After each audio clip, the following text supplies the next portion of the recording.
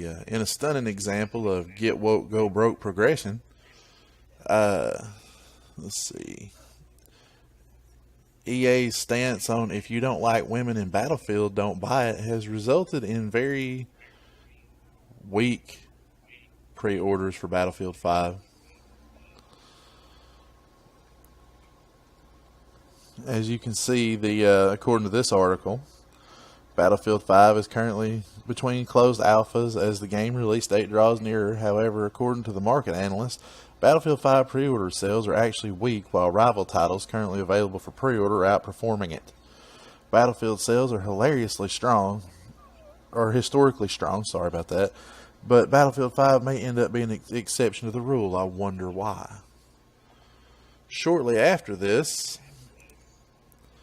EA's Patrick Souderland, who made the inflammatory comments about if you don't like Battlefield 5, don't buy it because of the women folk being in it, is stepping down. Or, I'm sorry, quote unquote, step down. He steps down, which means, they undercover fired his ass for being stupid. EA has announced that Chief Design Officer Patrick Souderland will move on from the company later this year.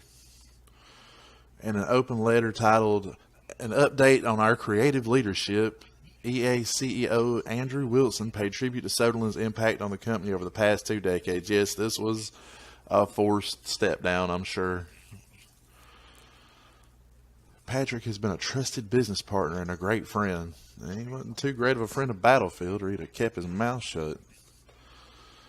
This is, let's see, there's nothing on here on this article relating it to the Battlefield 5 debacle, but I mean, it's pretty clear that that's what's happening here. This guy came out at E3 and was very vocal about his stance on that if you don't appreciate what they're doing with story mode on Battlefield 5 as far as females on the front line, which is historically inaccurate, that don't buy the game. And it obviously didn't help their sales figures much. I got a CP on here talking with me about some of this stuff today. What do you think about this? As far as the conference goes, he was wrong. What he stated was completely unaffectable to what they're trying to do with the game. Now, as far as most games have gone in the past, taking a situation with, it's supposed to be historical in reference and changing it around with some minor differences, it's a common thing in video games. Call of Duty's done it. Of course, Battlefield's done it. You go back to certain games and trace that. So women on the front line in a game like that, you can overlook that regardless if it was historically accurate or not. I mean, but to go out and demand, if you have to accept this. No, this is the way it's going to be. Either you buy it or move on. No. Well, I mean, it's standard SJW fare. They think that they're getting these. They're opening themselves up to a broader demographic, doing what they're doing here with these SJW tactics. But the problem is, SJWs don't buy games. That's bronze shovel logic. Yeah, indeed, and I completely agree with the bronze shovel logic. And I think that they're looking at the sales numbers in relation to what he said, and they're like, well, we're probably going to have to get rid of you if we want to start moving games again. Well, it was a smart move on that part because clearly he was trying to force the issue. Now, if you have a belief or a train of thought on something like that, that's your opinion. You're entitled to it, but you don't try to force it down people's throats. It doesn't get you anywhere. Well, I mean, that's the main problem with what they're doing here is that they're trying to force the issue on folks. It's you're going to accept these pro-feminist ideals that we're shoveling your way right now, to borrow one of your things, and. Yeah. I mean, it's ridiculous. Yes, it is very ridiculous, but they're learning the hard way. I mean, you see a lot of stuff like this going on right now. I mean, I think that kind of EA's partnership with Lucasfilm has kind of soured them a little bit. because you got something similar going on over there right now with Lucasfilm, with Kathleen Kennedy's whole situation where they were trying to force a SJW narrative on everybody, and now they're looking for somebody to replace her. But EA before that was like, "Oh, looks like it's working. Let's do that." That's why I don't understand that as far as comic books and cinema has become. People need to realize that movies and stuff like that, and books and everything else in that kind of general area, is meant to be an escape from the common issues of the real world. It needs to remain the way it was, pure, clean. Give people the sense of wonder and the fantasy that was built around it. You don't need to bring these issues into it and try to force it on people where they just have to see it 24/7. Oh, like I said,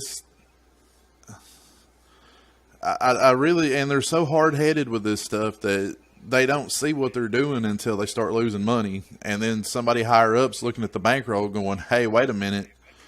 Companies run on money, and if we're, shitting on fans, we're not going to make any money." I mean, the only company that I've seen that's immune to that logic is Marvel Comics. And I think that's just because they're so infested with these social justice warriors that everybody just kind of puts blinders on, and the house could be burning down, and they're like, "Oh, this is fine. This is the greatest thing ever. We're making progress. We're being progressive." Blah, blah, blah, blah, blah, blah. Well, what really bothers me on that whole front is they're taking comic books, these characters and the worlds that have been established around them, that's been around for a long time, and they're trying to force it into it instead of just going off and making a whole new character and a whole new comic book to kind of represent it, and leaving the ones that have been established for quite some time alone just go the way they've been going. Oh, I completely agree with you, but like I said, this whole, more companies need to start taking a stance like EA has with this and throwing the bums out. And I mean, I feel like it's not working in comics, obviously, but like as far as video games go, it's like I said in the last video I did on this when the E3 article came out, say it with your dollar. If you're not happy, say it with your dollar. When Get Broke or Get Woke Go Broke gets around enough, most of these companies are going to stop supporting this kind of thing. As well, they should, seeing as how bad it's gotten over the last little bit with all these issues. Like I said, it's all right to have your own opinion on things and to see the world the way you want to see it. But there's no point in trying to force on people, "Oh, you have to see it this way," or "Don't read our book," or "Don't buy our game," or "Don't watch our movie." You're not supposed to be that way. You're supposed to make a product that's attractive to the consumer. And I mean, there's nothing wrong with appealing to other demographics. There's nothing wrong with that. But you can't base your sales campaign around that whole other demographic, because I'm sorry, the main demographic for Battlefield games and Call of Duty games and stuff like that is not a girl. It's not a female. The majority of what's playing that is a male. And when you take and you're like, "Well, if you don't like it, on you," then nobody's going to buy your shit. Well, like I said earlier, I don't mind the introduction of such things, changing the history of things, because that's happened to me in different video games. Well, it's a game. I mean, I don't care about that. If you were making a movie that way, that'd be a problem. Well, it depends on how you advertise that movie. If you claim it's 100% historically accurate and you see a female on there, it probably would happen. People would get mad because that's just the way things are.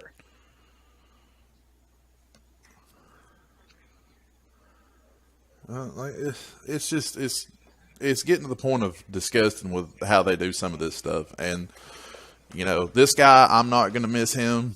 Hopefully whoever comes in next will look at Dead Space and be like, "We need more Dead Space," because I'll be perfectly honest, I'm biased against EA for killing Dead Space. So anytime they make a mistake, I'm going to do a video about it. Yeah, I don't know, the whole story behind that, but dismantling that studio like they did was a bad thing. Yeah, Visceral was a really good studio, but that's what EA does. They assimilate and then they take apart, and it gets to the point where They just, everything they consume into themselves, they destroy. And now, Dead Space will sit on the shelf for however many years until they either sell it or people forget about it.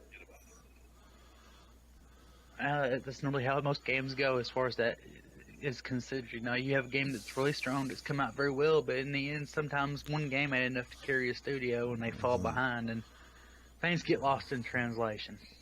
I don't know, but alrighty, I think that'll do it for this video. But if anybody else out there has any comments or any, other opinions about this, be sure to leave it down in the comment section or leave a comment on it, period, depending on what you're watching this on. And we'll hit you back later on. Thanks.